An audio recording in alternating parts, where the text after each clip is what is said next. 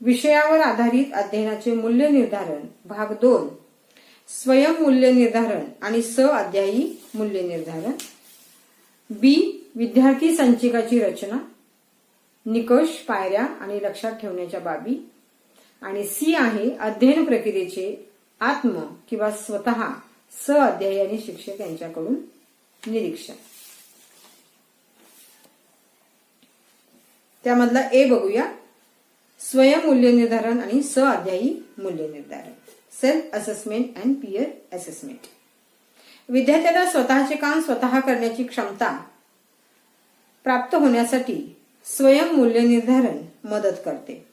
विद्यार्थी जेव्हा शिकत असतो, अध्ययनाचा पडताळा घेत असतो, तर ती घेण्याची सवय स्वयं मूल्य निर्धारणामुळे लागते. स्वयं मूल्य निर्धारणामधून अध्ययनातील अडथळे स्वतः शोधतात किंवा शोधता येतात. त्यावर मात कशी करायची याचाही विचार या ठिकाणी तो विद्यार्थी करतो.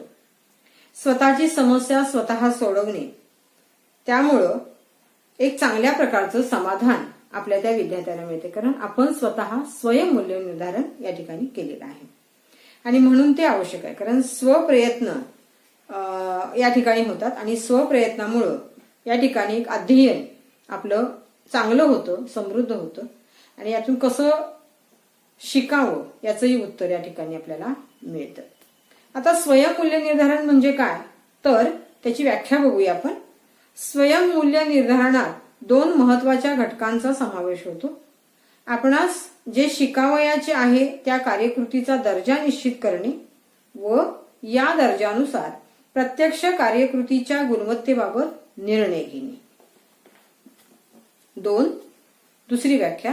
स्वयं मूल्य निर्धारण ही अशी प्रक्रिया आहे ज्यामध्ये स्व ओळखण्यासाठी किंवा जाणीवेसाठी महत्वपूर्ण अशा बाबींचे आकलन करून स्वतःकडे पाहिले जाते. ठीक आहे. स्वयं मूल्य निर्धारणासाठी कोणत्या गोष्टी आवश्यक आहेत? 1. स्वयं मूल्य निर्धारणामध्ये स्वतःहून सामील विद्यार्थी होतात. 2. स्वतः कार्य कसे करणार आहे हे स्वतः ठरवणे आणि स्वतःचा क्रियाकल्प तयार करणं. 3. पुढील प्रश्न विद्यार्थ्याकडून स्वतःला विचारले पाहिजेत. मला किती माहिती आहे, मी दिलेले काम कसे करणार आहे आणि मला अजून किती शिकायचे आहे. स्वयं मूल्य निर्धारणाच्या काही पायऱ्या आहेत. चौकशी करणे, तुलना करणे, स्वविश्लेषण आणि प्रतिबिंबन. चौकशी करण्यामध्ये ज्या घरातून एखादं कार्य करून आणण्यात जेव्हा सांगितलं जाईल त्या विद्यार्थ्याला, त्यावेळेला स्वयं मूल्य निर्धारण करण्यासाठी तो आपल्या कार्याची चौकशी करतो. ज्या कार्याचं स्वयं मूल्य निर्धारण करायचे आहे ते अध्ययनार्थी कार्य कसे करायचे आहे, कार्याबद्दल स्वतःला काय माहिती आहे, ते कार्य कसे केले हे सर्व आठवून बघेल, म्हणजे चौकशी करेल तो. म्हणून पहिली स्वयं मूल्य निर्धारणाची ही पायरी आहे. तुलना करणे, केलेले कार्य बरोबर आहे की नाही हे पाहण्यासाठी विद्यार्थी काय करेल, स्वतःच्या कामाची दुसऱ्या वर्गातील मित्राच्या कार्याशी तुलना करेल आणि आपले काम यशस्वी झालेले आहे का अयशस्वी झालेले आहे, तसेच एखाद्या उत्तरसूचीचा या ठिकाणी तो आधार घेईल, काही संदर्भ बघेल. तर तो तुलना केल्यामुळे त्याचीही एक चांगली जाणीव त्याला या ठिकाणी होईल. स्वविश्लेषण. अध्ययनाशी तुलना करून झाल्यानंतर स्वतःचं विश्लेषण करेल. दिलेलं कार्य जर अयशस्वी झालं असेल तर ते अयशस्वी होण्यापाठीमागची काही कारणं आहेत, ही कारणं तो शोधेल, कुठं चूक झाली आणि मग त्याच्यामधून तो कार्यपूर्तीसाठी काय सुधारणा आपल्याला इथून पुढे करावी लागेल हे तो शोधून काढेल. म्हणजे स्वविश्लेषण या ठिकाणी तो करेल. आणि प्रतिबिंबन शेवटचा. दिलेल्या कार्यातील उणीवा टाळलेल्या आहेत का, कोणत्या सुधारणा केल्या हे पाहण्यासाठी पुन्हा ते कार्य केले जाईल, म्हणजे त्याचं प्रतिबिंबन केलं जाईल. आणि मग अशा वेळेला अध्ययनार्थी स्वतःचं कार्य करताना कोणत्याही प्रकारची चूक झाली नाही हे स्वतःच तो ओळखेल. अशा प्रकारे स्वतःच्या चुका यामधून आपल्याला सुधारण्याची संधी मिळतात आणि त्याच्यामधून चांगल्या प्रकारच्या ज्ञानाची निर्मिती होते. आता या स्वयं मूल्य निर्धारणाचे हेतू कोणते आहेत, तर पहिला आहे या ठिकाणी स्व अहवालाच्या आधारे वार्षिक आराखड्यामधील अध्ययनाची प्रगती दाखवणे. 2 स्वकेंद्रित अध्ययनाचा विकास करणं, विद्यार्थ्यांची प्रेरणा वाढवणं. 4 विद्यार्थ्यांच्या वैयक्तिक पारदर्शी कौशल्याचा विकास करणं. 5 प्रतिबिंबित सरावाचे कौशल्य दाखवून देणं. 6 स्वयं देखरेख तपासणं. 7 अध्ययनातील उणीवा शोधणे व त्यावर मात करण्याचा विचार करणं. 8 स्वतःची बलस्थाने आणि उणीवा स्वतःच तपासणे. 9 स्वतःची गुणवत्ता तपासणे. आणि 10 स्वची जाणीव होणे. आता स्वयं मूल्य निर्धारण करण्यासाठी कार्यनीती काय आहे बघा. 1 पाठ्यपुस्तकातील उत्तर सूचीच्या मदतीने उत्तराचा पडताळा घेणे. 2 स्वतःचे उत्तर पाठ्यपुस्तकातील संदर्भ घेऊन तपासणे. 3 गणितातील उत्तराचा पडताळा घेणे. 4 मुद्द्यांच्या संबंधाने संपादन विषयक मत नोंदवणे. 5 वर्तन विषयक मतावली संबंधातील मतावलीमधून आवड, कल, छंद इत्यादी नोंदवणे. 6 जे सह अध्यायी आहेत त्यांच्याबरोबर चर्चा करणे. पोर्टफोलिओतील प्रत्येक कार्याचा विद्यार्थी स्वयं मूल्य निर्धारण तो स्वतः करू शकतो. आता अध्यायी मूल्य निर्धारण. विद्यार्थ्यांची अध्ययन प्रक्रिया ही समूहामध्ये, सहकार्यामध्ये सहजतेने घडत असते. विद्यार्थी वर्गामध्ये सारख्याच वयोगटातील असल्यामुळे त्यांच्यामध्ये मैत्रीचे नाते असतात, मैत्रीचं नातं असतं. अध्ययन करत असताना विद्यार्थी काय करतात, एकमेकांना मदत करतात, एकमेकांच्या आवडीनिवडी, चांगल्या सवयी किंवा अडचणी या सगळ्यांचंच ते निरीक्षण करतात आणि त्यातून दररोज विद्यार्थी आपल्या सह अध्ययनात जवळून पाहत असतात. अशा वेळेला या सगळ्या बाबींच्या मूल्य निर्धारणासाठी उपयोग करून घेता येतो. विद्यार्थ्यांनी सहअध्ययीचे मूल्य निर्धारण करणे म्हणजे शिकणे समृद्ध करणं. आणि म्हणून काही व्याख्या या ठिकाणी केलेल्या आहेत. ती पहिली व्याख्या आहे, एखाद्याची विचाराची पातळी, मूल्य, किंमत, गुणवत्ता, उत्पादनाची यशस्वीता किंवा अध्ययनाचे परिणाम याचे समान दर्जा असलेल्या सहकारी अध्ययनार्थ्याकडून केले जाणारे मूल्य निर्धारण म्हणजे सहअध्यायी मूल्य निर्धारण होय. दुसरी व्याख्या आहे, ज्यात विद्यार्थी त्यांच्या सहअध्ययनकर्त्यांची गुणवत्ता निर्धारित करतात असे मूल्य निर्धारण म्हणजे सहअध्यायी मूल्य निर्धारण होय. आता त्याचे हेतू काय आहेत बघा. 1 मुलांनी कोणकोणती कौशल्य प्राप्त केली हे समजते. 2 विद्यार्थ्यांच्या कामाची गुणवत्ता पातळी ठरवणे. 3 सहकार्य भावना वाढीला लावणे. 4 सहअध्यायी मूल्य निर्धारण करणे. 5 सखोलतेने अध्ययनात गुंतवून ठेवण्याची प्रेरणा विद्यार्थ्यांना देणे. 6 सहअध्यायी अध्ययन बोधात्मक प्रशिक्षणाचा आदर्श दाखवते आणि बोधात्मक पातळी काढते. 7 अध्ययनार्थी आणि त्याचे आकलन यातील अंतर भरून काढायला मदत करणे. 8 भविष्यातील अध्ययनासाठी आधार बनणे. 9 ज्ञानाचा प्रसार आणि मुक्तीची अदलाबदल यामधून विद्यार्थ्याच्या अध्ययनाचा विकास करणे. सहअध्यायी मूल्य निर्धारणाचे निकष बघा. मुक्त आणि स्पष्ट, विश्वसनीय. सहअध्यायी मूल्य निर्धारणामध्ये संवाद मित्रत्वाने होतात. त्यामुळे सहअध्यायी मूल्य निर्धारण मुक्त, स्पष्ट आणि विश्वसनीय वातावरणामध्ये घडते. 3 किंवा अधिक विद्यार्थी सदस्य जे आहेत त्यांच्या गटामध्ये मुक्त, स्पष्टपणे संप्रेषण होणे गरजेचे असते. 2 प्रभावी सहभाग किंवा संप्रेषण. गटातील सर्व विद्यार्थ्यांमध्ये संप्रेषण झाले पाहिजे. सर्व विद्यार्थ्यांनी काटेकोरपणे सहभाग घेतला पाहिजे. गटातील काहीच विद्यार्थ्यांनी चर्चेत भाग घेतला तर ज्या विद्यार्थ्यांचे मूल्य निर्धारण करायचे आहे त्यासाठी प्रत्यावरण सर्व प्रकारे मिळणार नाही. 3 कार्याची विभागणी. सर्व कामाची गटामध्ये समान विभागणी केली जाते. 4 किंवा 5 विद्यार्थी किंवा त्यांच्या कौशल्यानुसार ती विभागणी करता येते. सहकार्यांची मदत करणे. गटामध्ये कामाची विभागणी जर कौशल्यानुसार झाली तरी सुद्धा एकमेकांना सर्व सदस्य सहकार्य करतात. एखाद्या सदस्याचे हस्ताक्षर जर चांगले असेल तर तो लिखाणाचं काम करेल. हे काम करण्यापूर्वी तो सर्वांकडून माहिती गोळा करेल आणि सगळ्या सहकार्यांना तो काय करेल, मदत करेल. नेतृत्व करणं. सहअध्यायी मूल्य निर्धारण गटामध्ये सुरू असलेल्या नेतृत्व करण्याची संधी आपोआपच चालून येते. त्यामुळे नेतृत्व कौशल्यामध्ये विकास होतो किंवा नेतृत्व कौशल्य विकसित होते. स्वतःमध्ये सुधारणा करणे. गटामध्ये एखादा विद्यार्थी गतिमंद असेल तर त्याला त्याच्या सहकाऱ्यांकडून सुधारणा करण्याची संधी किंवा सूचना मिळते. त्यामुळे तो विद्यार्थी स्वतःच्या अध्ययनामध्ये सुधारणा करतो आणि तसेच त्याला अजून किती सुधारणा करायची आहे हेही त्या ठिकाणी त्याला सांगितले जाते.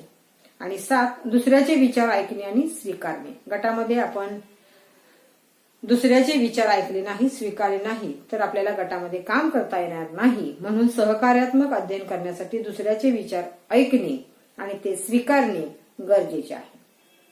हे झाले सहअध्यायी मूल्य निर्धारणाचे निकष.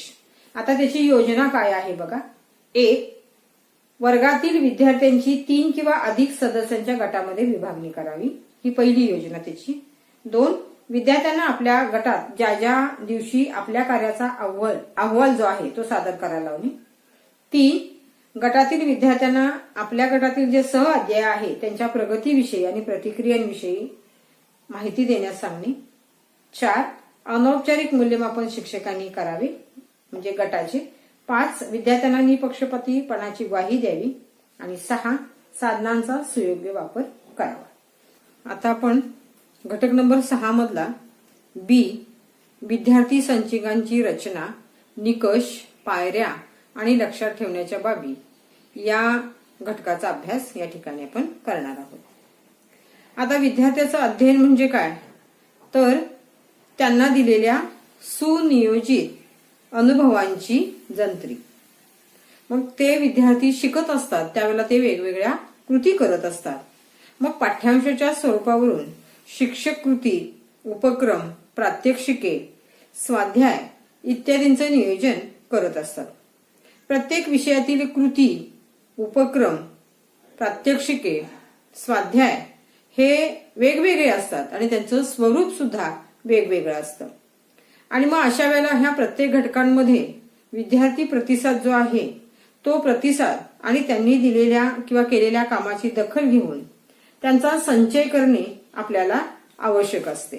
आता तुमच्या लक्षात आलं असेल की विद्यार्थी संचिका म्हणजे काय तर विद्यार्थ्यांनी वर्षभर केलेल्या ज्या काही विशेष कृती असतात त्याचबरोबर नाविन्यपूर्ण काही उपक्रम त्यांनी केलेले असतात, काही प्रात्यक्षिकं केलेली असतात, काही प्रकल्प केलेले असतात आणि यांचा सगळ्यांचा संग्रह या विद्यार्थी संचिकेमध्ये करणं आवश्यक असतं. आता विद्यार्थ्यांनी केलेलं एखादं काम मग रंगकाम असेल, कोलाज असेल, काही प्रतिकृती बनवलेल्या असतील, शब्दसंग्रह काही वाढवलेले असतील, सृजनशील लेखन केलं असेल, त्यामुळं जिथं जे काही साहित्य केलेलं आहे ते जमा केलेलं साहित्य, ऐतिहासिक भौगोलिक कात्रणं, आकृत्या, आलेख, तक्ते, फोटो, काही माहिती आणि विविध याच्यापेक्षा आणखी वेगळे संच काही असतील या सगळ्यांचाच या विद्यार्थी संचिकेमध्ये काय करावा लागतो समावेश करावा लागतो. या विद्यार्थी संचिका हे मूल्य निर्धारणाचं एक साधन मानलेलं आहे. आता त्याची एक व्याख्या केलेली आहे बघा. एखाद्याच्या कार्याचा पद्धतशीर संग्रह म्हणजे संचिका होय. म्हणजे संचिका म्हणजे काय तर साठवण्याची क्रिया. मग साठवतो म्हणजे नेमकं काय करतो आपण तर त्यांनी वर्षभरामध्ये काय काय केलेलं आहे तर त्यांचा एक प्रगतीपूर्वक आलेख म्हणूया आपण त्याला. आता आपण दुसरी व्याख्या बघतोय. चित्रकला, नक्षीकाम किंवा फोटो यांच्या एकत्रित संग्रहाच्या सादरीकरणाचा संच म्हणजे विद्यार्थी संचिका होय. आता त्याची काही मार्गदर्शक तत्व या ठिकाणी सांगितलेली आहेत. 1. उद्दिष्ट स्पष्टपणे नमूद करणं. 2. कोणतं साहित्य किंवा कोणत्या बाबी समाविष्ट करायचे याबाबतचे मार्गदर्शन करणं. 3. मूल्य निर्धारण निकषाबाबत विद्यार्थ्यांशी चर्चा करणं. 4. अभ्यासक्रमांतर्गत विद्यार्थी संचिकेसाठी वेळेची निश्चिती करणं. 5. आढावा व विचार विनिमयासाठी नियमित वेळापत्रक आणि कार्यक्रमांची निश्चिती करणं. 6. विद्यार्थी संचिका सहज आणि सुलभरित्या उपलब्ध होतील अशी जागा ठरवणं. 7. अंतिम मूल्य निर्धारणासाठी सकारात्मक निदानात्मक प्रत्याभरण पुरवणं. तुमच्या लक्षात आलं असेल की यासाठी जी काही मार्गदर्शक तत्व आहेत ती आपण या ठिकाणी आता अभ्यासलेली आहेत. आता या संचिकेचे काही निकष आहेत. हे निकष कोणते आहेत तर त्याला काही 6 गुणधर्म या ठिकाणी सांगितलेले आहेत. ते 1995 मध्ये सांगितले गेलेले आहेत. तर या संचिकेचं काय करायचं बघा. एकत्रीकरण, प्रतिबिंबीकरण, आकलन करणं, दस्तऐवजीकरण, जुळवणूक आणि मूल्यमापनीकरण या 6 गुणधर्मामध्ये हे निकष आपल्याला या ठिकाणी विद्यार्थी संचिकेचे सांगितलेले आहेत. आता या विद्यार्थी संचिकेच्या पायऱ्या यांचा अभ्यास आपण या ठिकाणी करूया. विद्यार्थी संचिकेसाठीचा हेतू निश्चित करणं. बघा, सुरुवातीलाच त्यांनी सांगितलेलं आहे की हेतू निश्चित केला पाहिजे. कशाचा हेतू निश्चित करायचा तर विद्यार्थी संचिकेचा. कारण प्रथमतः तुम्ही विद्यार्थी संचिकेसाठीचा जो हेतू आहे तो तुम्ही स्पष्टपणे निश्चित केला पाहिजे. कारण या ठिकाणी याचा उद्देश काय आहे तर विद्यार्थ्यांचा विकास या ठिकाणी आपल्याला मोजायचा आहे. विद्यार्थ्यांची वाढ, एखादे कौशल्य या ठिकाणी आपल्याला काय करायचे आहे, विकसित करायचे आहे. एकदा का तुम्ही विद्यार्थ्यांना या संचिकेचा वापर कशा करता करू शकतात हे पटवून दिले की मग ते बनवण्याची सुरुवात करण्यासाठी तो विद्यार्थी काय करतो, या सगळ्या गोष्टींसाठी मदत करतो. तुम्ही कशा प्रकारे श्रेणी देणार आहात ते निश्चित केले पाहिजे. ही दुसरी पायरी. तुम्ही या विद्यार्थी संचिकेचे श्रेणीकरण करणार आहात, म्हणजे त्यांना श्रेणी देणार आहात. अ, ब, क, ड आणि ई याबाबतच्या गोष्टींचे सुद्धा तुम्ही निश्चितीकरण केलं पाहिजे. मग तुम्ही कोणते निष्कर्ष वापरणार, त्याचबरोबर कोणत्या कोणत्या गोष्टी तुम्ही विचारात घेणार आहात. उदाहरणार्थ याच्यामध्ये आपल्याला नीटनेटकेपणा, सृजनशीलता, परिपूर्णता, त्याचबरोबर काही गुणात्मक दृष्टिकोनातून ह्या सगळ्या गोष्टी आणि मग ते निष्कर्ष विद्यार्थ्यांना देत असताना निष्कर्ष काढल्यानंतर जे श्रेणी देता त्याचं सुद्धा आपल्याला काय करायचं आहे, प्रमाण या ठिकाणी ठरवून घ्यायचं आहे. विद्यार्थी संचिकेत तुम्ही कोणत्या बाबी समाविष्ट कराव्या हे सुद्धा तुम्ही निश्चित केलं पाहिजे. ही तिसरी पायरी आहे. याच्यामध्ये त्यांनी 3 प्रकार सांगितलेले आहेत. एक, मूल्य निर्धारण संचिका. मग यामध्ये विद्यार्थी जे आहेत या विद्यार्थ्यांच्या सर्वसामान्य गावाभूत अध्ययनाशी निगडीत असलेल्या सगळ्या ज्या बाबी आहेत त्यांचा समावेश या पहिल्या प्रकारामध्ये होतो. दुसरा, कार्यरत संचिकेमध्ये विद्यार्थी सद्यस्थितीवर जे काम तो करणार आहे त्या सगळ्या बाबींचा या ठिकाणी समावेश होतो. आणि तिसरी आहे, प्रदर्शनीय संचिकेमध्ये जे काम विद्यार्थ्यानं केलेलं आहे त्या कार्याचं किंवा त्या कामाचं दर्शन तुम्हाला या पायरीमध्ये, या प्रकारामध्ये होतं. आता तुम्हाला जर असं वाटत असेल की संचिकेमध्ये विद्यार्थ्यांनी दीर्घकालीन प्रकल्प या ठिकाणी घ्यावा किंवा वर्षभरामध्ये विविध जी काही कार्य तो करणार आहे यांचा समावेश करावा, तर तो सत्राची सुरुवात झाल्यावर लगेच कसा करता येईल किंवा कसा देता येईल हे आपल्याला अगोदर त्याचं नियोजन करावं लागेल. आता आपल्याला या ठिकाणी माध्यम निवडायचं आहे, मग डिजिटल किंवा कागदी. डिजिटल संचिका निवडणे हे अधिक चांगलं आहे कारण संग्रहण सहज उपलब्ध होतं आणि ते हस्तांतरित करता येतं, ते सहजतेने करता येतं. त्याचबरोबर अगदी कागदी संचिकेचा वापर जेव्हा आपण करू तेव्हा डिजिटल माध्यमांमध्ये कौशल्य आधारित आव्हाने आणि लक्ष विचलनाची शक्यता अधिक असते. तेव्हा तुम्ही संचिकेच्या माध्यमाची निवड करताना तेव्हा आपल्या निवडीसंबंधी जागरूक असणं आणि त्यामध्ये स्पष्टता असणं आवश्यक आहे. आणि शेवटचा मुद्दा आहे विद्यार्थी गुंतवणुकी संबंधीच्या बाबी. शिक्षक विद्यार्थ्यांना संचिकेमध्ये कसे गुंतवून ठेवतो हे बरेचदा विद्यार्थ्यांच्या वयावर अवलंबून आहे.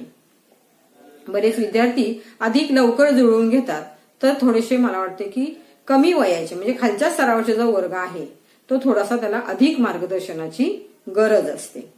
त्याचबरोबर शिक्षकांनी प्रश्न विचारावे, जसे की एखादी गोष्ट तू का निवडलीस, काय नेमका उद्देश आहे किंवा तू या क्षेत्राकडे का आलास. बऱ्याचशा गोष्टी असतात की तुम्ही त्या पद्धतीनं त्याला ते विचारू शकता आणि मग तो योग्य रीतीने ते सादर करतो की नाही याच्यासाठी सुद्धा आपल्याला या विद्यार्थी गुंतवणुकी संदर्भामधल्या बाबी आपल्याला निश्चित कराव्या लागतात. विद्यार्थी संचिकेबाबत कोणत्या गोष्टी आपण लक्षात ठेवल्या पाहिजेत तर पहिली गोष्ट आहे प्रत्येक विद्यार्थ्याची संचिका ही स्वतंत्र असली पाहिजे. 2, विद्यार्थ्याची संचिका एकाच शैक्षणिक इयत्तेपुरती मर्यादित असते. पुढील वर्षी नवीन इयत्तेत नवीन संचिका तयार करावी. म्हणजे इयत्तेनुसार संचिकेचं तुम्हाला काय करावं लागणार, बदल करावा, म्हणजे नवीन तयार करावी लागणार आहे. संचिकेत विद्यार्थ्यांनी केलेल्या विशेष सृजनशील कृती आणि उपक्रमांची, उल्लेखनीय बाबींची या ठिकाणी काय करायचे आहे, तुम्ही नोंद ठेवायची आहे. चौथा मुद्दा आहे शिक्षकांच्या मार्गदर्शनाखाली तुम्ही ह्या संचिका तयार करायच्या आहे. पाचवा, वर्णनात्मक नोंदीसाठी यांचा वापर आपल्याला करता येईल. 6, जेव्हा वर्ष अखेरीला तुम्ही या संचिकांचं प्रदर्शन भरवू शकता आणि या ठिकाणी पालक आणि शाळा व्यवस्था जी समिती आहे त्या सदस्यांना तुम्ही दाखवू शकता. आणि परत शेवटचा मुद्दा, वर्ष अखेरीला ही संचिका विद्यार्थ्यांना परत द्यायची आहे. आता ह्या विद्यार्थी संचिकेचं स्वरूप काय आहे, तर फाईलच्या स्वरूपामध्ये आहे. चिकट वही, रिकामे खोके, पिशवी आणि संगणक. आता यातला सगळ्यात जो शेवटचा पर्याय आहे तो सार्वत्रिक स्वरूपात ठेवणे कठीण आहे, पण विद्यार्थ्यांनी केलेली कामे स्कॅन करून वा छायाचित्रांच्या स्वरूपात संगणकावरती आपण साठवून ठेवू शकतो. विद्यार्थी संचिकेमध्ये विद्यार्थ्यांचे उत्कृष्ट निबंध, स्वाध्याय म्हणजे जी जी कामं त्यांनी केलेली आहेत त्यांचा संग्रह या ठिकाणी करता येऊ शकतो. आता यानंतर संचिकेची पुढील प्रमाणे आपल्याला काय करता येईल, वेगवेगळ्या संचिका तयार करता येतील. उदाहरणार्थ याच्यामध्ये बघा, निवडक निबंध, कोलाज काम, वन्य प्राण्यांची माहिती किंवा त्यांची चित्र, छायाचित्र, माहिती भरलेला नकाशा, मॉडेल्स, काही साहित्यांची निर्मिती, भौमितिक आकार काढून चिकटवणे. तुम्ही याच्यामध्ये अजून त्याच्यामध्ये वेगवेगळे विषयानुसार तुम्ही घेऊ शकता. आता विषय कुठले आहेत बघा, सगळेच विषय आहेत त्याच्यामध्ये. भाषा, कला, कार्यानुभव, भूगोल, इतिहास, भूगोल, विज्ञान, गणित यासारखे सगळे विषय आपण या ठिकाणी घेऊ शकतो. इथंही आपण वर्षाअखेरीला या संचिकांचं प्रदर्शन भरवायचं. त्याचबरोबर याची काही वैशिष्ट्ये आहेत. 1, मूल्य निर्धारणाचे असे साधन आहे, म्हणजे हे विद्यार्थी संचिका की ज्यामध्ये विद्यार्थी आणि शिक्षक एकत्रितरित्या काम करतात. 2, विद्यार्थी संचिका विद्यार्थ्यांच्या कामाचा संग्रह नसतो तर निवड असते.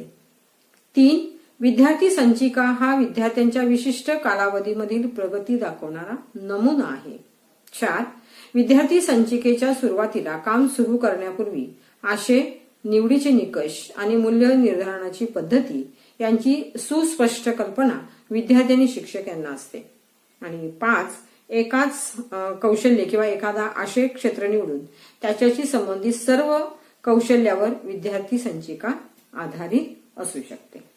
आता याचे उपयोग काय आहेत या विद्यार्थी संचिकेचे? 1, अध्ययनातील प्रगती आणि प्रावीण्य, यामध्ये ही विद्यार्थी संचिका खूप परिणामकारक आपल्याला मदत करते.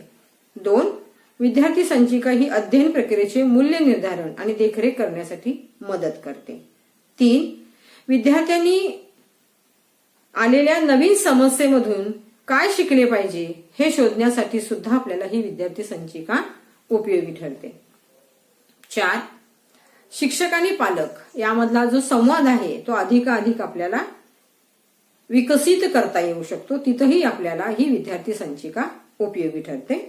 5, अध्ययन प्रक्रियेची जबाबदारी घेण्यासाठी विद्यार्थी संचिका ही प्रेरित करते विद्यार्थ्यांना किंवा सगळ्यांनाच. 6, विद्यार्थ्यांनी केलेल्या कामाचा दृश्य पुरावा, नाविन्यपूर्ण कामाची दखल घेण्याचे माध्यम म्हणून सुद्धा विद्यार्थी संचिका आपल्याला उपयोगी ठरते. 7, प्रत्याभरण देणारे साधन आहे, म्हणजे काही कामांमध्ये काही त्याच्या उणीवा राहिल्या असतील तर निश्चितपणे त्याच्यामध्ये आपण काय करू शकतो, बदल करू शकतो, नाविन्यता आणू शकतो. आणि शेवटचा मुद्दा, विद्यार्थ्यांना स्वतःची आवड, कला ओळखून प्रेरणा देणारे अतिशय चांगलं साधन म्हणून या विद्यार्थी संचिकेकडे पाहिलं जातं. आणि आता आपण सी हा घटक बघतो आहोत. अध्ययन प्रक्रियेचे आत्म किंवा स्वतः सहअध्यायी आणि शिक्षक यांच्याकडून निरीक्षण. निरीक्षण हे मूल्य निर्धारणाचे गुणात्मक साधन आहे. मग ते स्वतःकडून, सहअध्यायांकडून, शिक्षकांकडून वर्तनांचं योग्यरित्या माहिती मिळवण्याचे निरीक्षण अतिशय उत्तम साधन आहे. कारण ही जी क्रिया आपण करत असतो ती वस्तुनिष्ठपणे कोणताही पूर्वग्रह न मनामध्ये ठेवता ती योजनापूर्वक कशी करावी याची अपेक्षा असते. संबंधित व्यक्तीने ज्या परिस्थितीचे निरीक्षण करणार आहे त्याचं कार्यात्मक स्वरूप स्पष्ट करावे.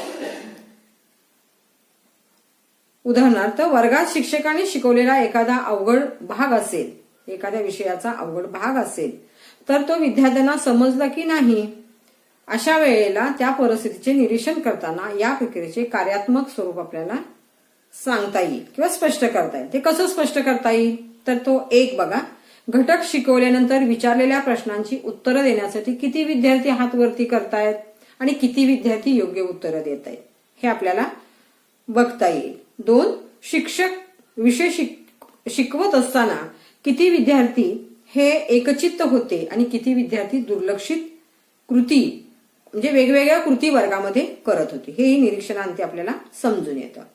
आणि 3 आहे, किती विद्यार्थी शंका विचारून स्वतःच्या अडचणी दूर करत होते, याचे निरीक्षण करता येतं. म्हणजे आपल्याला विश्वसनीयता वाढवता येते. एखाद्या कृतीचं एकापेक्षा अधिक वेळा निरीक्षण करावं लागतं. काही वेळेला 2 निरीक्षणामध्ये थोडंसं अंतर ठेवावं लागतं. निरीक्षणाची नोंद मात्र त्या ठिकाणी आपल्याला ताबडतोब करता आली पाहिजे, अन्यथा मग फरक राहतो त्याच्यामध्ये. आता निरीक्षणाची व्याख्या P.V. यंग यांनी केलेली व्याख्या आहे. पद्धतशीर रीतीने हेतुपूर्वक पाहणे म्हणजे निरीक्षण होय. 2, विशिष्ट हेतू ठेवून पाहणे म्हणजे निरीक्षण होय. आता ह्याच्यामध्ये वेगवेगळे प्रकार आहेत. सहभागी निरीक्षण आणि स्वतंत्र निरीक्षण. आता सहभागी निरीक्षणामध्ये जो निरीक्षण करणारा निरीक्षक आहे, ज्याचे निरीक्षण करायचे आहे त्या व्यक्तीच्या गटामध्ये एक बनून तो राहतो, सहभागी, त्याच्यामध्येच जायचं, त्या व्यक्तीच्या भावभावनांशी एकरूप व्हायचं. म्हणजेच उदाहरणार्थ बघा की जेव्हा आपण एखादा कृती करायला मुलांना देतो आणि ती कृती करत असताना त्या ठिकाणी त्या मुलांमध्ये जाऊन त्या मुलांच्या मधलं जे कोण कशा प्रकारे कृती करतंय, कोण कशा प्रकारे काम करतंय, कोण कशा प्रकारे जबाबदारी पेलते, कोण कशा प्रकारे नोंदी करून ठेवते, ह्या सगळ्यांचं निरीक्षण तो निरीक्षक करत असतो. म्हणजे प्रत्यक्ष सहभागी व्हायचं. पण स्वतंत्र निरीक्षणामध्ये ज्यांचं निरीक्षण करायचं आहे त्यांच्यापासून स्वतंत्र भूमिकेमध्ये तो निरीक्षक वावरत असतो. अनियंत्रित आणि नियंत्रित निरीक्षण हा दुसरा प्रकार आहे. अनियंत्रित निरीक्षणात विविध कृती जशा आहेत त्या स्वरूपात आपल्याला पाहाव्या लागतात. उदाहरणार्थ, शाळेमध्ये वर्ग शिक्षक शाळा भरल्यापासून शाळा सुटेपर्यंत या सगळ्या स्वरूपाचं निरीक्षण करू शकतात. या निरीक्षणात शिक्षकाला ज्या गोष्टीचं निरीक्षण करता येईल त्या सर्व गोष्टींचे निरीक्षण आपल्याला करता येईल आणि ते निरीक्षण आपण दैनंदिन निरीक्षणामध्ये नोंदवू शकतो. नियंत्रित निरीक्षणामध्ये मात्र गटानुसार विविध कृतींचेच फक्त निरीक्षक निरीक्षण करतो. उदाहरणार्थ, आपल्याला शाळा भरल्यापासून शाळा सुटेपर्यंत निरीक्षण न करता फक्त वर्गामध्ये किती विद्यार्थी उशिरा येतात, किती विद्यार्थी गैरहजर आहेत, किती विद्यार्थ्यांनी स्वाध्याय सोडवलेले आहेत, किती विद्यार्थी कृतीशील आहेत, ह्या सगळ्या छोट्या छोट्या ज्या गोष्टी आहेत यांचं एक नियमावली जर केली आपण आणि त्याचंच फक्त निरीक्षण करायचं. मग शाळेमध्ये अध्ययन प्रक्रिया जी आहे ती स्वतःकडून, सहअध्यायीकडून, शिक्षक किंवा या तिघांकडून वेगवेगळ्या प्रकारे निरीक्षण केलं जातं. शालेय अध्ययन प्रक्रियेचे निरीक्षण पुढील प्रमाणे आपल्याला करता येतं. अध्ययन प्रक्रियेचं निरीक्षण करताना 3 टप्पे आहेत बघा. आत्मनिरीक्षण साधनं, सहअध्यायी निरीक्षण साधनं आणि शिक्षक निरीक्षण साधनं आपल्याला या ठिकाणी वापरता येतात आणि अध्ययन प्रक्रियेचं निरीक्षण करता येतं. आता आत्मनिरीक्षण साधनांमध्ये कोणती आहेत तर समस्या सूची, अभिरुची शोधिका, व्यक्तिगत किंवा व्यक्तिमत्व प्रश्नावली आणि मुलाखत. आणि सहअध्ययी निरीक्षण साधनांमध्ये ओळखापाहू आणि समाजमिती आलेख. आणि शिक्षक निरीक्षण साधनांमध्ये पडताळा सूची, पदनिश्चय श्रेणी आणि प्रासंगिक नोंदी यांचा समावेश होतो. आता ह्या आत्मनिरीक्षण साधनांमध्ये शिक्षक आपलं निरीक्षण करत आहे हे जर विद्यार्थ्यांच्या लक्षात आलं की विद्यार्थ्यांच्या वर्तनामध्ये बदल होतो आणि खरं निरीक्षण करायचं आपलं राहून जातं आणि त्याच्यामध्ये अडथळा निर्माण होतो. त्यामुळे विद्यार्थ्यांनी स्वतःच्या वर्तनाचं निरीक्षण स्वतःच करणं योग्य ठरतं. त्याला आत्मनिरीक्षण म्हणतो आपण. विद्यार्थ्यांनी स्वतःच्या प्रगतीचं, गुणांचं, कौशल्यांचं, सवयींचं, वर्तनांचं निरीक्षण करणं म्हणजे आत्मनिरीक्षण होय. आता यामध्ये विद्यार्थी जो आहे तो स्वतःच्या निरीक्षणावरून आपल्या सुधारणा घडवून जर आणल्या तर ठीक, नाही आणल्या तर ते त्या ठिकाणी त्या सोडवण्यासाठी पुरेसे नसतात. आणि म्हणून विद्यार्थ्याला स्वतःच्या प्रगतीबद्दल, गुणाबद्दल, कौशल्याबद्दल, सवयींबद्दल, वर्तनांबद्दल निरनिराळ्या साधनांचा उपयोग करून स्वतःचं निरीक्षण करून नोंदी तो स्वतःच ठेवू शकतो. आता या आत्मनिरीक्षण साधनांमध्ये समस्या सूची, प्रॉब्लेम चेकलिस्ट. समस्या सूची ही एक समस्यांची, आता यामध्ये आपण समस्या सूची म्हणजे काय, तर समस्या सूची ही एक समस्यांची यादी आहे आणि ते लिखित साधन आहे. विद्यार्थ्यांना भेडसावणाऱ्या समस्यांची यादी असते आणि ह्या दिलेल्या समस्यांच्या यादीमध्ये कोणती समस्या विद्यार्थ्याला भेडसावते याची नोंद करण्यास सांगतात. विद्यार्थी भेडसावणाऱ्या समस्यांपुढे सुचवलेल्या ह्याच्यामध्ये खून करतो, म्हणजे बरोबर अशी खून करतो तो. त्यातून विद्यार्थ्यांच्या समस्या आपल्याला समजू शकतात.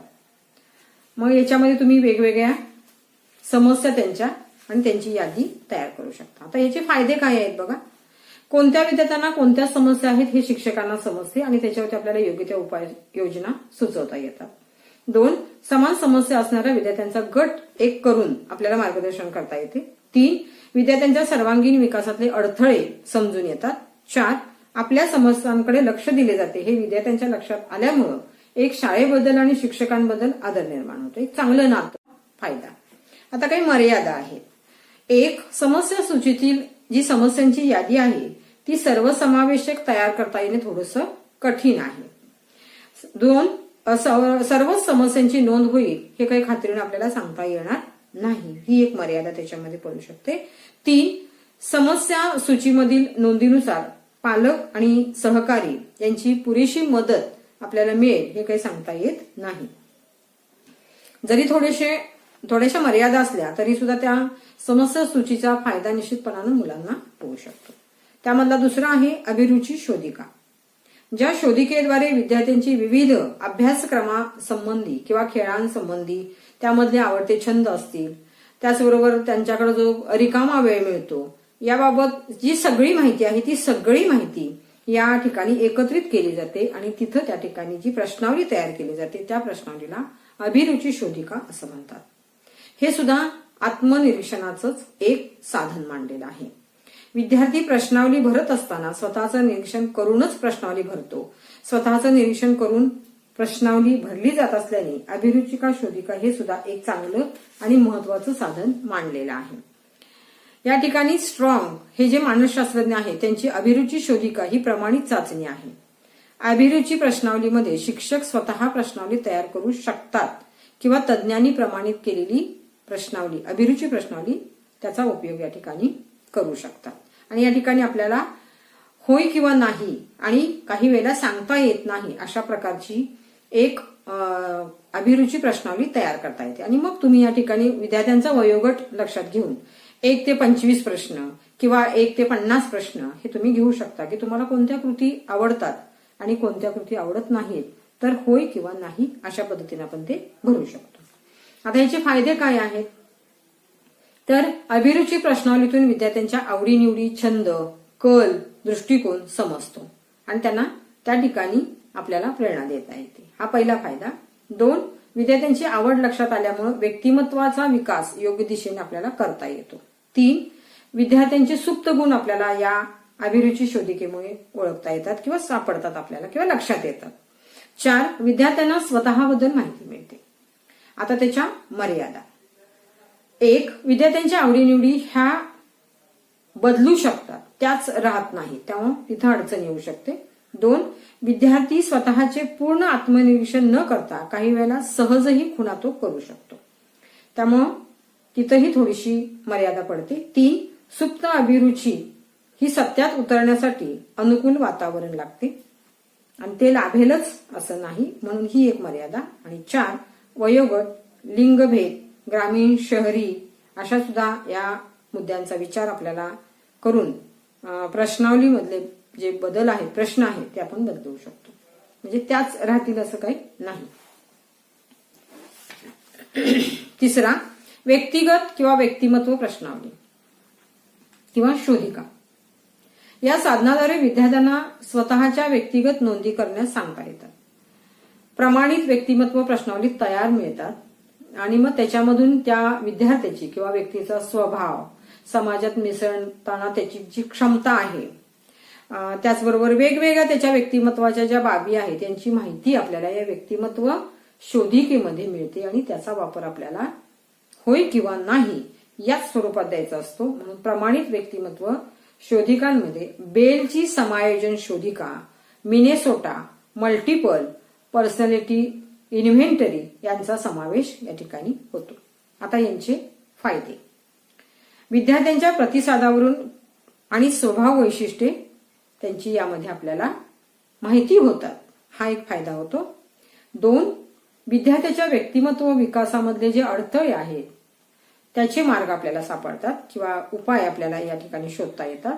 3, विद्यार्थ्यांच्या विषम समायोजनासंबंधीच्या समस्या शोधण्यासाठी आणि त्यावर उपाययोजना करण्यासाठी सुद्धा ही व्यक्तिमत्व शोधिका फायद्याची ठरते. आणि 4, आपल्याला स्वतःचे म्हणजे या शोधिकेद्वारे स्वतःची ओळख होते. मर्यादा बघा. 1, स्वतःबद्दल चांगले मत व्हावे म्हणून चुकीची सुद्धा उत्तरे तो विद्यार्थी देऊ शकतो. 2, प्रश्नावलीमधील होय किंवा नाही यासारख्या प्रतिसादावरून पूर्ण स्वभावाचा अर्थ आपल्याला लावता येत नाही, ही एक मर्यादा पडू शकते. 3, प्रश्नावलीतील काही शब्द किंवा विधाने लिहिणाऱ्या व्यक्तीला समजला नाही तर त्याचं योग्य मापन होऊ शकत नाही, म्हणजे संदिग्ध जर असतील तर. आणि आता आपण पुढचा मुद्दा बघतोय, आत्मनिरीक्षण साधनांमधला मुलाखत. आत्मनिरीक्षण तंत्राच्या साधनांपैकी एखाद्याचं जर मनोगत आपल्याला जाणून घ्यायचं असेल तर मुलाखत साधन हे अतिशय प्रभावी ठरतं आणि ते सहज उपलब्ध होणार आहे, वापरायला सुद्धा सोपं साधन आहे. संबंधित प्रश्नासंबंधी विशेष माहिती घेणे हा मुलाखतीचा उद्देश असतो. मुलाखत देणाऱ्याच्या भावभावना, दृष्टिकोन समजून घेण्यासाठी वापरले जाणारे आत्मनिरीक्षण तंत्राचे एक अतिशय महत्वाचं साधन या ठिकाणी मांडलेलं आहे. आता या साधनांच्या आधारे आपण काय करू शकतो तर विद्यार्थ्यांच्या अध्ययनासंदर्भामधल्या सखोल सगळ्याच गोष्टींची माहिती आपल्याला याच्यामध्ये घेता येते आणि मग त्याच्यावरून सुद्धा आपण काय करू शकतो, त्या मुलांच्या एकूण सगळ्याच गोष्टींमध्ये आपल्याला सुधारणाही करता येते. आता या मुलाखतीचा उपयोग काय आहे तर विद्यार्थी प्रतिसाद देत असताना त्यांच्या चेहऱ्यावरील भाव समजून घेताना मुलाखतीचा आपल्याला उपयोग होतो. 2, विद्यार्थ्यांमधला आत्मविश्वास आणि बोलण्यामधला मुद्देसूदपणा लक्षात येतो. 3, विद्यार्थी स्वतःला येणाऱ्या अडचणी आणि शंका शिक्षकांपुढे मांडू शकतो. 4, विद्यार्थी स्वतःच्या आवडीनिवडी आणि स्वतःची मतं स्पष्टपणे मांडू शकतो. 5, विद्यार्थ्यांच्या प्रतिसादातील संदिग्धता दूर करण्यासाठी आणि निरीक्षणाला पुष्टी मिळवण्यासाठी अतिशय उपयुक्त असं साधन म्हणून मुलाखती साधन आहे. दोष बघा त्याच्यातले. 1, मुलाखत घेणाऱ्या व्यक्तीच्या व्यक्तिमत्वानुसार मुलाखतीत दिलेला प्रतिसाद बदलू शकतो, म्हणजे थोडीशी व्यक्तिनिष्ठता याच्यामध्ये येऊ शकते. 2, मुलाखत या साधनाद्वारे दिलेला प्रतिसाद प्रामाणिकपणे दिला नसल्यास त्या आधारे निष्कर्ष काढणं चुकीचं सुद्धा ठरू शकतं. 3, वेळ खूप लागतो आणि खर्चही खूप होतो. 4, मुलाखतीसाठी एक मार्गदर्शक प्रश्नावली असावी लागते. तिथेही काही वेळेला आपल्याला ती प्रश्नावली तयार करताना अडचणी येऊ शकतात. आता आपण बघतोय सअध्यायी निरीक्षण. सअध्यायी निरीक्षण व्यक्तीचा समाज हा बनलेला आहे. शाळा ही समाजाची छोटी प्रतिकृती मांडलेला आहे. शाळेत अनेक विद्यार्थी शिकत असतात.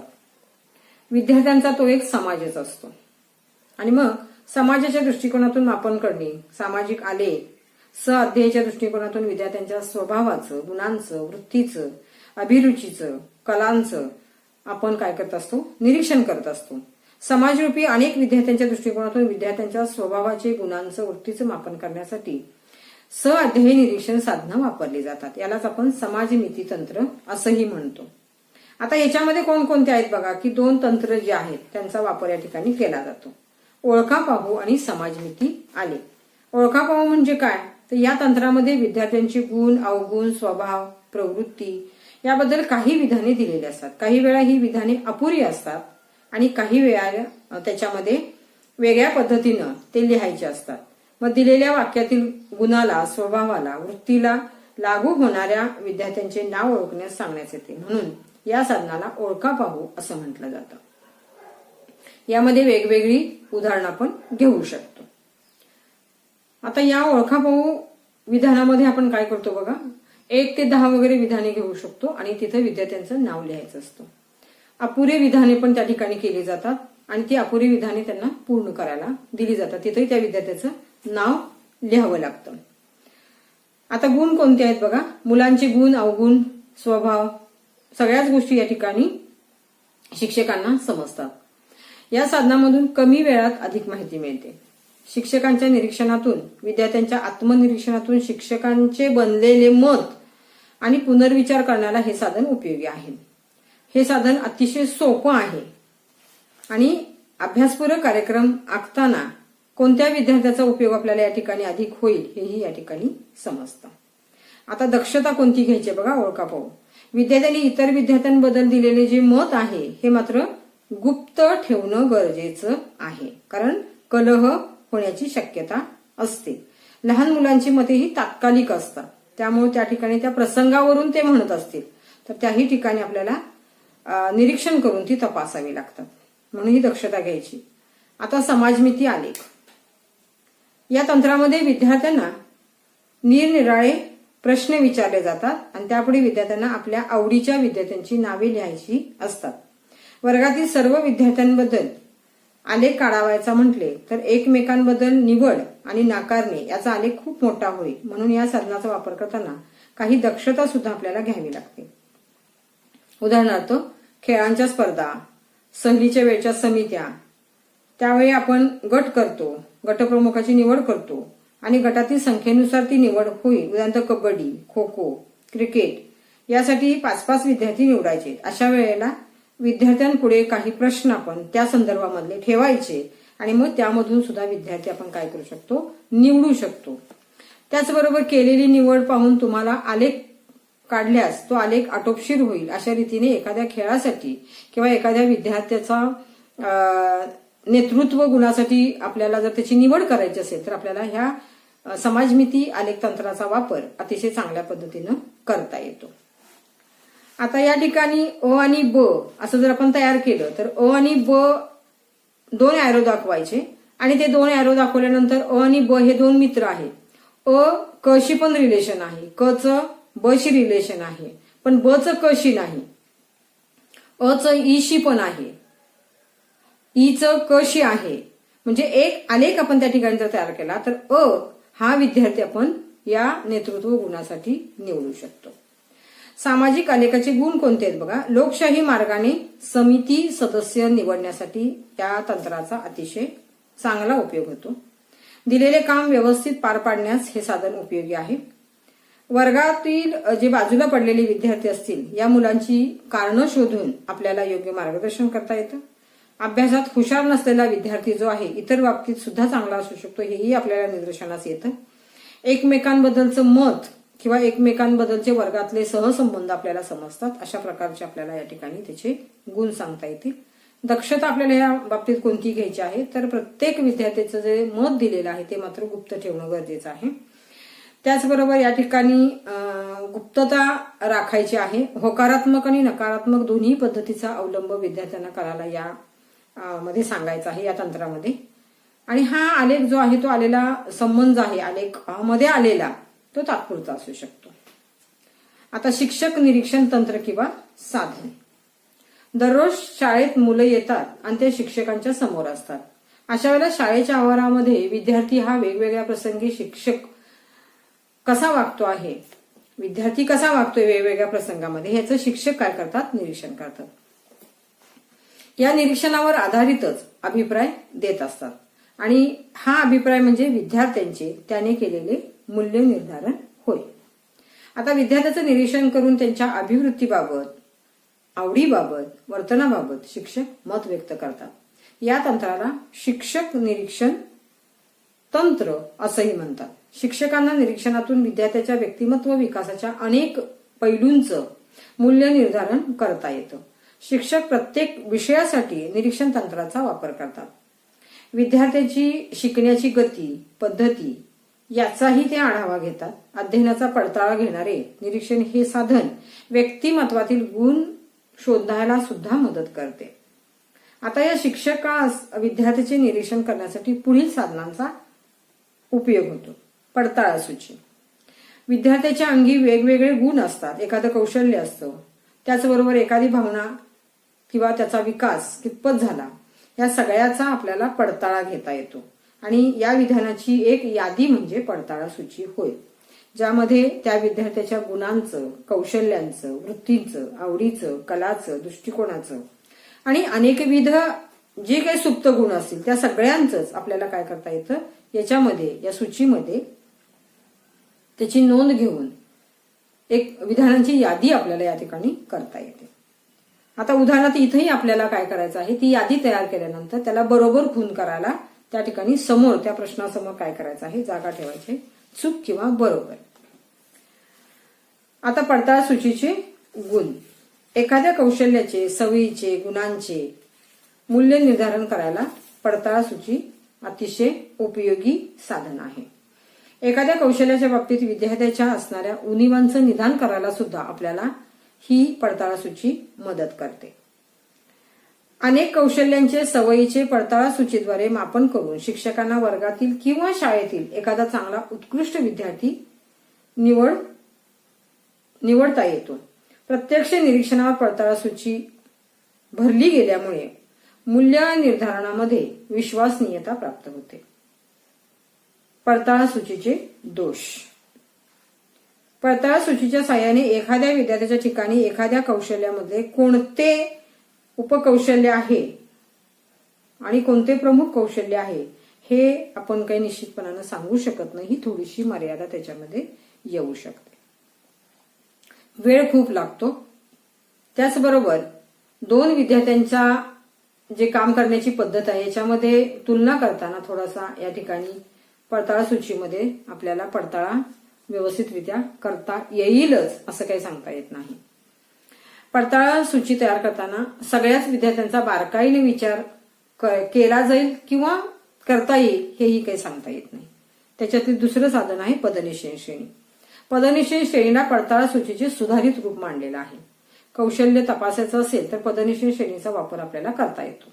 याच्यामध्ये पण त्या विद्यार्थ्याच्या गुणांचं, सवयींचं, कौशल्यांचं, वर्तनांचं म्हणजे ह्या सगळ्याच बाबतीमध्ये काय करता येईल, आपल्याला त्याचं निरीक्षण करता येतं, यालाच किंवा त्याचं मापन करता येतं. आणि ह्या मापनालाच आपण पदनिश्चय श्रेणी म्हणतो.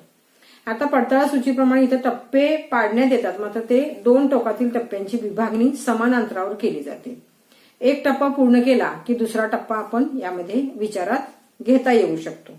उदाहरणार्थ, तुला सगळ्यांना मदत करायला आवडते का किंवा आवडते. असे काय आहेत तर कधी कधी आवडते किंवा मी नेहमी मदत करतो किंवा माझा तो एक चांगला स्वभाव आहे. अशा प्रकारे आपण 5 गोष्टी त्याच्यामध्ये घेऊ शकतो किंवा 7 अशाही घेऊ शकतो. आता या पदनिश्चय श्रेणीचे गुण कोणते आहेत बघा. इथं विद्यार्थ्यांच्या गुणांचं, सवयींचं, कौशल्य, क्षमता, आवड ह्या सगळ्यांच्याच बाबींचं आपल्याला मूल्य निर्धारण करता येतं. 2, प्रत्येक टप्पा गाठलेल्या विद्यार्थ्यांचे गट करता येतात आणि प्रत्येक गटानुसार आपल्याला अध्यापन त्यांना देता येतं. विद्यार्थ्यांनी न गाठलेला टप्पा संपादन करावा याच्यासाठी शिक्षक प्रयत्न करू शकतात. वस्तुनिष्ठरित्या मापन करता येत नाही. आता दोष बघा, म्हणजे ज्या बाबींचं वस्तुनिष्ठपणे विद्यार्थ्यांचं मापन करता येत नाही अशा बाबींचं मापन आपल्याला पदनिश्चय श्रेणीद्वारे करता येतं. पदनिश्चय श्रेणीचे दोष. खूप वेळ लागतो. त्याचबरोबर जे टप्पा बिंदू दिलेले आहेत, म्हणजे 5 बिंदू म्हटलं मी आणि 7 बिंदू म्हटलं तर थोडंसं तिथं श्रेणी देताना थोडीशी काळजी घ्यावी लागते. ती घेतली जाईल याची निश्चितता आपल्याला सांगता येत नाही. एखाद्या बाबतचे चांगले किंवा वाईट मत आपल्याला या श्रेणीमध्ये देताना होईल किंवा नाही किंवा त्या ठिकाणी दिलं जातं त्या ठिकाणी, त्यामुळं ती एक मर्यादा इथे येऊ शकते. टप्पा बिंदूला दिलेला शाब्दिक अर्थ संदिग्ध असण्याची सुद्धा शक्यता असते. घाईघाईने निरीक्षण केल्यास पदनिश्चय होईल की नाही किंवा योग्य होईल की नाही सांगता येत नाही. आता प्रासंगिक नोंदी म्हणजे प्रसंगानुसार केलेल्या नोंदी. वेगवेगळे प्रसंग शाळेमध्ये विद्यार्थी जेव्हा असतो त्यावेळेला घडत असतात आणि हे वेगवेगळे प्रसंग आणि त्यावेळेला असलेलं विद्यार्थ्यांचं वर्तन यामध्ये शिक्षक काय करतात की अभिप्राय नोंदवला जातो किंवा अभिप्राय घेतात आणि त्याची नोंद ते शिक्षक करतात. अशा विद्यार्थ्यांच्या विशेष वर्तनाची नोंद जेव्हा शिक्षक करून ठेवतात तेव्हा त्याला प्रासंगिक नोंदी असे म्हणतात.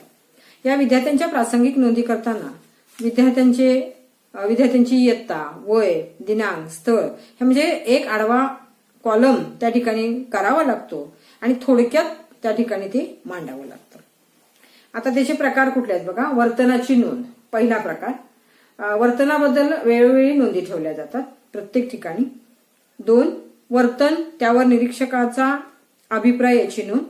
विद्यार्थ्याच्या वर्तनाच्या नोंदीबरोबर निरीक्षक स्वतःच्या अभिप्रायाची देखील नोंद करतो. 3.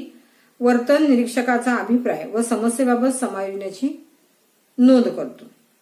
उदाहरणार्थ खेळाच्या मैदानावर अचानक सुरेश पडला तर त्याच्या पायाला जेव्हा दुखापत झाली त्यावेळेला मंदारचं जे विशेष वर्तन आहे त्याची नोंद त्या ठिकाणी करणं. आता त्याचे गुण बघा. या प्रासंगिक नोंदीमुळं खरं वर्तन कळतं विद्यार्थ्यांचं. विद्यार्थी जे बोलतात त्याप्रमाणे वागतात का याचंही मापन होतं. प्रसंगाची नोंद केलेली असल्यामुळे त्याचे विस्मरण होत नाही. विद्यार्थ्यांच्या दोषांचा पुरावा नोंदीमुळे घेता येतो. त्यांच्या वर्तनामध्ये सुधारणा आपल्याला घडवून आणता येते. 5. विद्यार्थ्यांच्या वर्तणुकीचा अर्थ लावण्यासाठी प्रासंगिक नोंदी उपयोगी ठरतात. 6. नैसर्गिक घटनांमधून विद्यार्थ्यांच्या वर्तनाचे वस्तुनिष्ठ दर्शन घडते. आता प्रासंगिक नोंदीचे दोष. शिक्षकाने पूर्वग्रह दूषित वृत्तीने जर नोंद केली. प्रासंगिक नोंदीचा दोष. वर्गातील प्रत्येक विद्यार्थ्याच्या प्रासंगिक नोंदी आणि विविध नोंदी ठेवण्यासाठी शिक्षकांना बराचसा वेळ या ठिकाणी लागतो म्हणून हा एक दोष त्या ठिकाणी निर्माण होतो. प्रासंगिक नोंदी ज्या आहेत 3 नंबरचा बघा की वेळच्या वेळेला जर केल्या नाही त्या वेळेला तर थोडंसं विस्मरणामुळे काही मुद्दे आपल्याकडे सुटून जातात आणि काही वेळेला चुकीचा अभिप्राय सुद्धा या ठिकाणी दिला जाईल ही शक्यता नाकारता येत नाही. 4.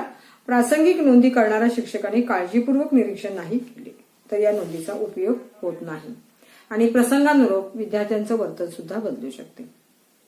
मग आता बघा ह्याच्यामध्ये आपण सगळेच मुद्दे कव्हर केलेले आहेत की अध्ययन प्रक्रियेचे आत्म, स्वतः, सहअध्यायी आणि शिक्षक यांच्याकडून झालेलं निरीक्षण हा C भाग आपण या ठिकाणी पूर्णपणे सविस्तररित्या त्याचा अभ्यास केलेला आहे. धन्यवाद.